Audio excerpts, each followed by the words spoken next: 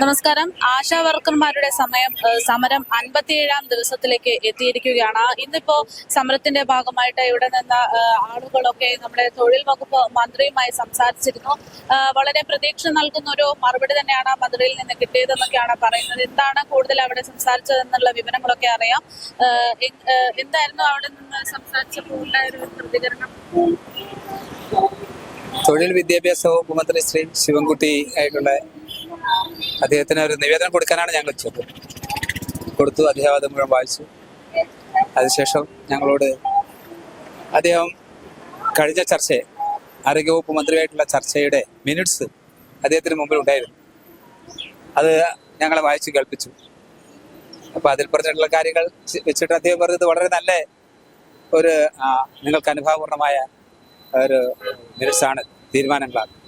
ഇത് വെച്ച് നമുക്ക് സമരം അവസാനിപ്പിച്ചുകൂടെ? ഞങ്ങൾ പറഞ്ഞ അത് കുറച്ച് കാര്യങ്ങൾ അതിലുണ്ട്. ആ കാര്യങ്ങളോട് ഞങ്ങൾക്ക് വിയോജിപ്പൊന്നുമില്ല.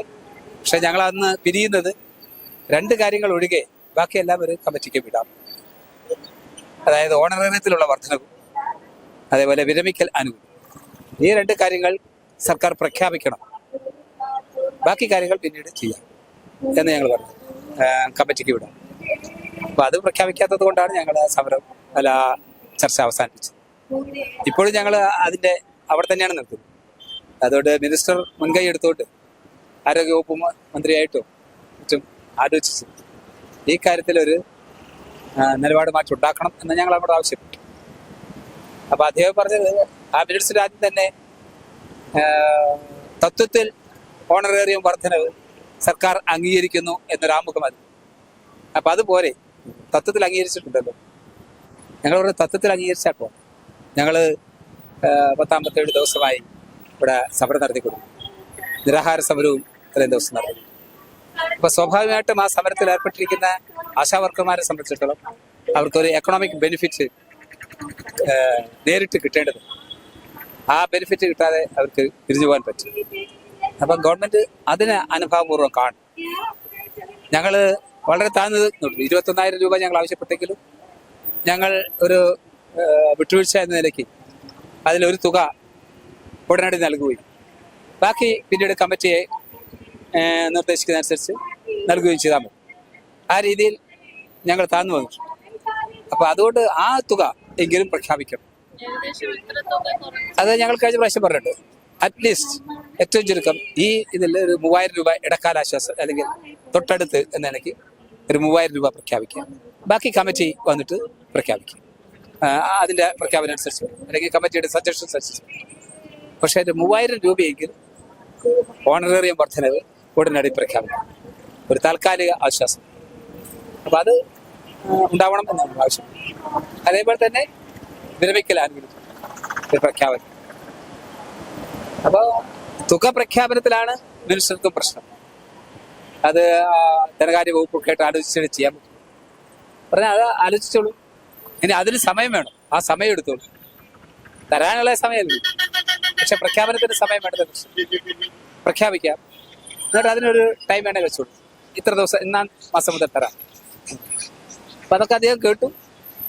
അദ്ദേഹത്തിന് നമ്മുടെ സമരത്തോട് ഇരിക്കുന്ന ആശാ വർക്കേഴ്സിനോട് വളരെയധികം അനുഭവമുണ്ട്. അദ്ദേഹം ഇതിലെ എല്ലാ ദിവസവും പോകുമ്പോൾ ആശാ വർക്കേഴ്സിനെ കാണുന്നുണ്ട്. വളരെ മാനസികമായ പ്രയാസമുണ്ട്. അവരിങ്ങനെ വെയിലും മഴയും ഒക്കെ കൊണ്ട് ഇങ്ങനെ ഇരിക്കുന്നത് വളരെയധികം മാനസിക പ്രയാസം ഉണ്ടാവുന്നുണ്ട് എന്ന വളരെ നല്ല രീതിയിലുള്ള പ്രതികരണങ്ങളായിട്ട് അദ്ദേഹം സമരത്തിലിരിക്കുന്ന ആശാ വർക്കർമാർ ഉണ്ടായിരുന്നു.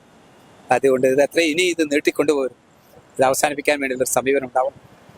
കുറച്ച് ദിവസമായല്ലോ നമ്മൾ ഈ മീറ്റിംഗ് പുതിയൊരു യോഗം ചേരണം, പുതിയൊരു കമ്മിറ്റി ഉണ്ടാക്കണം എന്നൊക്കെ പറയുന്നു. ആ കമ്മിറ്റിനെ കുറിച്ച് എന്തെങ്കിലും ഒരു തീരുമാനമായത് അറിയാമോ?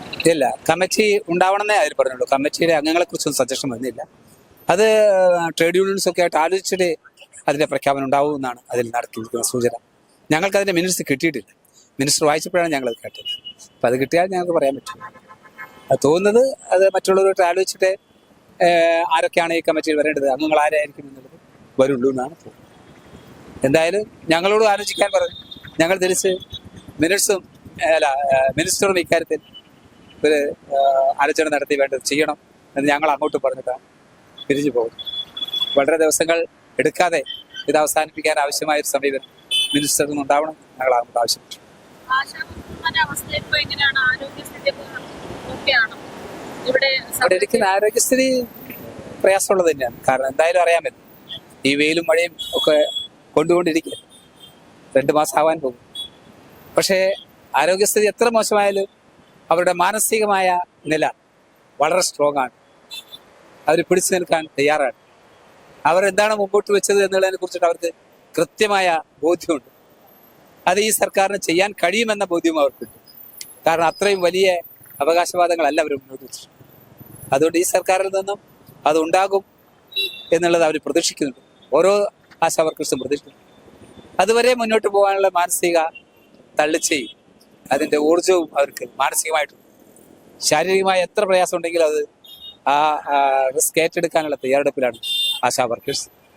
അതിവിടെ ഇരിക്കുന്നവർ മാത്രമല്ല, വീട്ടിലിരിക്കുന്ന ആശാമാർ അങ്ങനത്തെ ആളുകളാണ്. ഇപ്പൊ ജോലിക്ക് പോയിക്കൊണ്ടിരിക്കുന്ന വിഭാഗം പോലും അതാണ്. ജോലിക്ക് പോയിക്കൊണ്ടിരിക്കുന്ന ധാരാളം ആശാവർക്കേഴ്സ്, പ്രത്യേകിച്ച് മറ്റ് യൂണിയനിൽപ്പെട്ട ആശാവർക്കേഴ്സ് നമ്മുടെ സമരത്തിലേക്ക് വരികയും ഈ സമരത്തോടൊപ്പം നിൽക്കുകയാണ് ഇന്നത്തെ ഞങ്ങളുടെ കടമ എന്ന് മനസ്സിലാക്കിക്കൊണ്ട് ഇവിടെ എത്തിച്ചേരുന്ന ആശാമാരാണ്. അതുകൊണ്ട് അവരിൽ ഞങ്ങൾക്ക് പരിപൂർണ വിശ്വാസമാണ്, അവരുടെ ആത്മവിശ്വാസം. അവർക്ക് അതിനുള്ള ആത്മവിശ്വാസം അവർക്ക് എന്തെന്നില്ലാതെ വർദ്ധിച്ചിരിക്കുന്ന ഒരു സന്ദർഭം. ഞങ്ങളുടെ മുതൽക്കൂട്ട് അതാണ്. ആശമാരുടെ സമരം 57ാം ദിവസത്തിലേക്ക് എത്തി നിൽക്കുമ്പോൾ ഈ സമരത്തിന്റെ ഭാഗമായിട്ട് ഇവിടെ എത്തി നിൽക്കുന്ന ഓരോ ആശമാർക്കും പ്രതീക്ഷ നൽകുന്ന ഒരു മറുപടി തന്നെയാണ് ഇന്ന് വിദ്യാഭ്യാസ മന്ത്രിയുടെ ഭാഗത്തു നിന്നുണ്ടായതെന്നാണ് ഇവിടെ നിന്ന് നമുക്ക് കേൾക്കാൻ സാധിച്ചത്. ഇവരുടെ ആവശ്യങ്ങളൊക്കെ അംഗീകരിക്കാനുള്ള ഒരു തീരുമാനത്തിലേക്ക് എത്താനുള്ള എല്ലാ സാധ്യതകളും ഉണ്ട് എന്നുള്ള ഒരു പ്രതികരണം തന്നെയായിരുന്നു വന്നിട്ടുണ്ടായിരുന്നത്. ഇനി കൂടുതൽ വിവരങ്ങൾ എന്താണ് എന്നത് ആരോഗ്യമന്ത്രിയുമായിട്ടും ധനകാര്യ വകുപ്പുമായിട്ടും ഒക്കെ ചർച്ച ചെയ്തതിന് ശേഷമായിരിക്കും തീരുമാനം ഉണ്ടാകുക എന്ന് പറയുന്നു. അതേപോലെ തന്നെ ഇപ്പോൾ ആശമാർ ഉന്നയിച്ചിരിക്കുന്ന ആവശ്യങ്ങൾ അത് അംഗീകരിക്കണമെങ്കിൽ തീർച്ചയായിട്ടും ധനകാര്യ വകുപ്പുമായിട്ട് സംസാരിക്കേണ്ടതുണ്ട്. സാമ്പത്തിക കാര്യമായതുകൊണ്ട് അതിന്റെ കാര്യങ്ങൾ എങ്ങനെയാണ് എന്നത് തീരുമാനിക്കേണ്ടതുണ്ട്. ഇതിനു വേണ്ടി ഒരു സംഘത്തെ തന്നെ തീരുമാനിക്കുകയും അവർ ചർച്ച ചെയ്ത ഒരു തീരുമാനത്തിലേക്ക് എത്തുകയും ഒക്കെ ചെയ്യുമെന്നാണ് പറയുന്നത്. പക്ഷേ ഇപ്പോൾ 57ാം ദിവസത്തിൽ എത്തുമ്പോഴും ആ ഒരു സംഘത്തെ ഇതുവരെ തീരുമാനിച്ചിട്ടുണ്ടോ ഇല്ലയോ എന്നുള്ള കാര്യം ഒരു വ്യക്തത വന്നിട്ടില്ല. ആ ഒരു സംഘം രൂപീകൃതമായതിനു ശേഷം എത്രയും പെട്ടെന്ന് തന്നെ ഒരു നടപടി ഉണ്ടാകുമെന്നുള്ള പ്രതീക്ഷയിലാണ് ഇവിടെയുള്ള ഓരോ ആശമാരും. നമുക്കറിയാം കേരളത്തിൽ എത്രമാത്രം പ്രാധാന്യമുള്ള ഒരു വിഭാഗമാണ് ഈ ആശമാർ എന്ന് പറയുന്നത്. കേരളത്തിലെ കോവിഡ് കാലത്ത് ഏറ്റവും കൂടുതൽ ആളുകളുടെ അരികിലെത്തി അവർക്ക് വേണ്ടുന്ന സഹായങ്ങളൊക്കെ നൽകി അവർക്ക് പൂർണ്ണ പിന്തുണ നൽകിയിട്ടുള്ള വ്യക്തികളാണ്. ഇപ്പോഴും എന്താണ് നമ്മുടെ ചുറ്റിലും നടക്കുന്നത് എന്ന് കൃത്യമായി സർക്കാരിനെ അറിയിക്കുന്ന, അതുപോലെ തന്നെ ജനങ്ങൾക്കൊപ്പം നിൽക്കുന്ന വിഭാഗമാണ് ആശമാര്.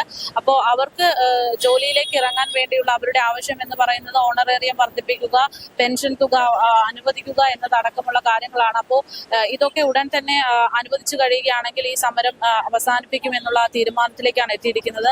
അതേസമയം ഇന്ന് സമരം അവസാനിപ്പിച്ചൂടെ, നിങ്ങൾക്ക് അനുകൂലമായിട്ടുള്ള ഒരു രീതിയിൽ നടപടികളൊക്കെ എടുക്കാമെന്നുള്ള ഒരു രീതിയിലുള്ള പ്രതികരണമായിരുന്നു തൊഴിൽ വകുപ്പ് മന്ത്രിയുടെ ഭാഗത്ത് നിന്നുണ്ടായത്. പക്ഷേ എന്തൊക്കെയാണെങ്കിലും വാക്കാലുള്ള ഉറപ്പല്ല, ഞങ്ങൾക്ക് 3000 എങ്കിൽ 3000 രൂപ ഓണറേറിയമായി വർദ്ധിപ്പിച്ചു എന്നുള്ള പ്രഖ്യാപനം ഉണ്ടായാൽ മാത്രമേ ഞങ്ങൾ സമരം അവസാനിപ്പിക്കൂ എന്നുള്ള നിലപാടിൽ തന്നെയാണ് ആശമാർ. സമരം എന്ന് പറയുന്നത്, പ്രത്യേകിച്ച് തൊഴിലാളി സമരം എന്ന് പറയുന്നത്, സമരത്തിന് കൃത്യമായിട്ടുള്ള ഒരു ഫലമുണ്ടായാൽ മാത്രമേ അവസാനിപ്പിക്കൂ എന്നുള്ള നിലപാടിൽ ഉറച്ചു തന്നെയാണ് ആശമാർ നിൽക്കുന്നത്.